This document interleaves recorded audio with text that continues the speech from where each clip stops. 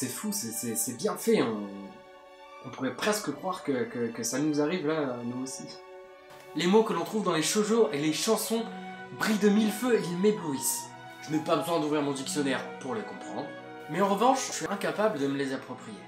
Et j'aimerais, un jour au moins, une fois, ressentir ce qu'est aimer et l'être en retour. Ah ouais? Moi je t'aime, moi je t'aime, hein. Je te kiffe. Vraiment, hein. J'espère qu'un jour quelqu'un m'aimera et qu'on vivra une belle histoire, quoi.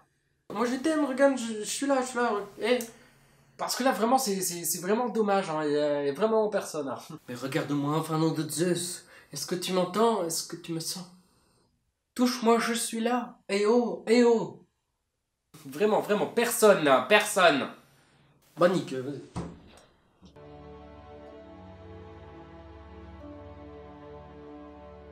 Bloom Into You est donc le premier vrai Yuri que je lis et que je découvre. Parce que j'avais jamais eu ce petit déclic qui me disait genre vas-y, découvre, ça peut être sympa. J'en savais rien. Réalisé par Nio Nakatani et publié chez Kana Edition en France, Bloom Into You est donc un Yuri. Donc le Yuri c'est un manga mettant en avant une relation amoureuse entre deux jeunes filles, en fait, tout simplement. Yu est une nouvelle élève de première année donc dans son nouveau lycée qui n'a jamais, au grand jamais, connu l'amour. Moi je connais, tu sais. Les bails, t'as vu? Mais elle voudrait vraiment ressentir toutes ces émotions, envahir son être. Parce que vraiment, elle aimerait savoir ce qu'est l'amour, découvrir un peu ce qu'est ce sentiment dont tout le monde parle au final. Mais elle ne semble pas très réceptive aux déclarations que lui font les garçons. En même temps, on est dans un Yuri, donc...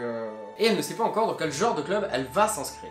Parce que oui, au Japon, dans les écoles, tu fais obligatoirement une activité extrascolaire qui est donc un club, dans lequel tu peux faire du baseball, des échecs, un peu tout ce que tu veux. Puis elle se sent un peu forcée, elle est un peu forcée de toute façon, de rejoindre quelque part le conseil des élèves et d'y assister en fait. Yes, c'est vraiment le rêve de tout le monde ça. Car au conseil des élèves, on prépare les nouvelles élections. Donc parce que c'est une rentrée scolaire, donc nouveau président du conseil, et donc beaucoup de taf à faire, et comme c'est un club que personne n'a envie de rejoindre, bah y a personne. Elle est sur la route pour se rendre au club, quand soudain, pour se rendre au club, ça fait vraiment phrase genre elle va en discothèque, pas du tout, elle est dans un lycée.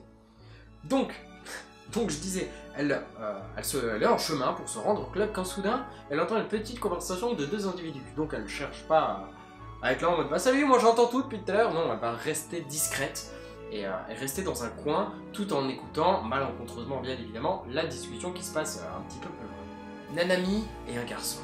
Oui, un garçon parce que il n'est pas important pour l'histoire. Next. Et ce dernier, ce garçon qui va se faire envoyer sur les roses, est en train de faire une déclaration d'amour à Nanami.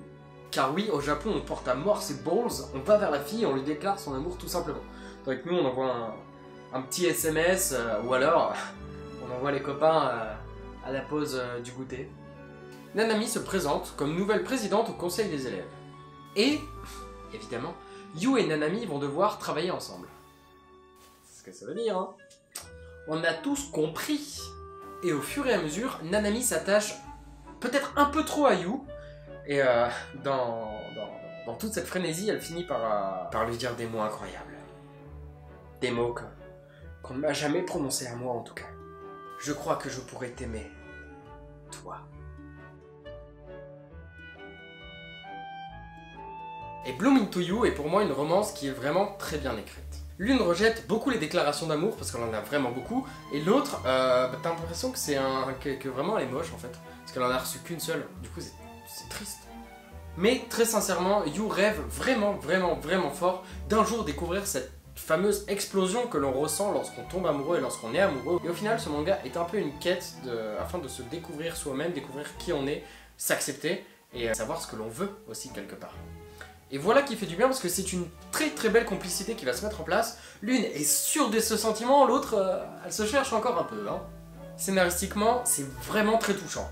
Seul petit inconvénient, c'est que l'autrice a rendu Yu peut-être un peu trop désagréable parfois. C'est-à-dire qu'elle est tellement indécise qu'en fait, elle me gonfle.